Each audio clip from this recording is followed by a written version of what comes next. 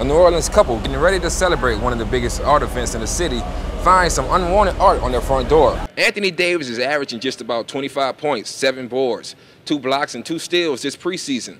The car barreled through this yard, knocking down tree branches and also leaving debris along the yard.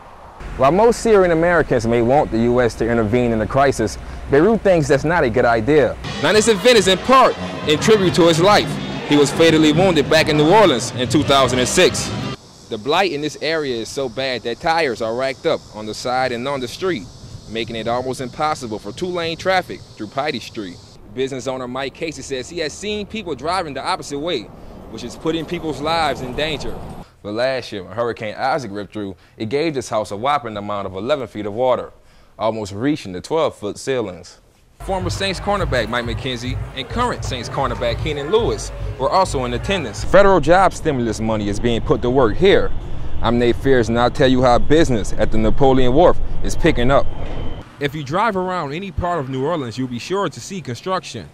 The biggest construction site in the city is that of the new UMC VA hospitals located downtown. More than 1,000 jobs will be generated because of the hospitals alone, but some say that's not enough. The head of the Bio District says for the new VA hospital to reach its full jobs potential, the city needs to step up in helping bring investors to this area.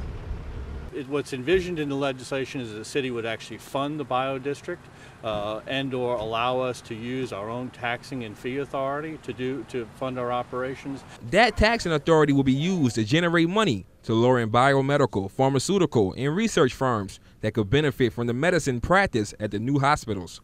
But so far, nothing of that nature has been added to this neighborhood yet. Carrie Wellington has called this downtown area home for most of her life, and she hopes the hospitals can generate more biomedical-related businesses in her neighborhood.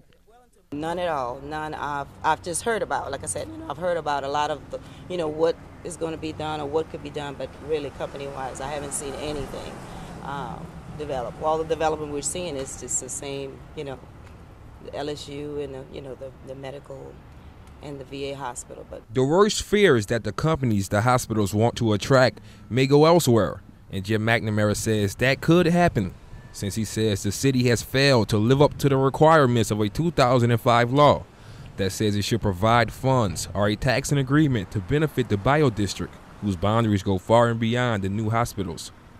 About $1.3 million a year, which will over time net us about 34,000 new jobs and about $24 billion worth of personal income. How have you been funded up to this point? We have not been funded at this point. According to McNamara, the time to act is now.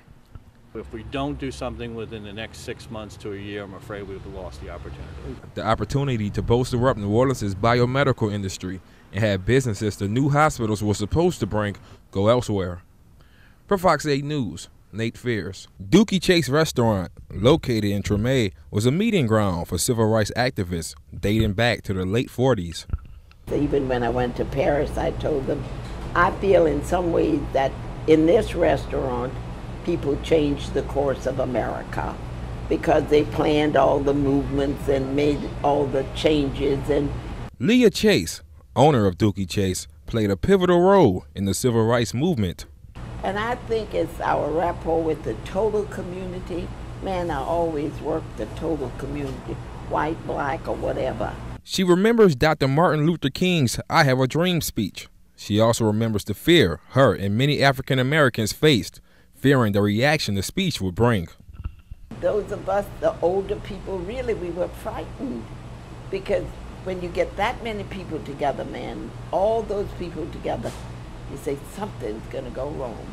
Before hosting presidents and celebrities, she hosted Dr. King and recalls her personal memories of him. He wasn't a man to mingle like. He wasn't like Jesse. Jesse Jackson mingled with everybody he come, but King wasn't like that.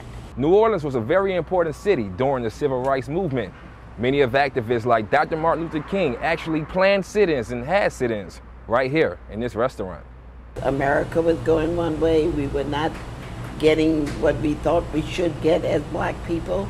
And they talked about it in here. They planned their meetings in here.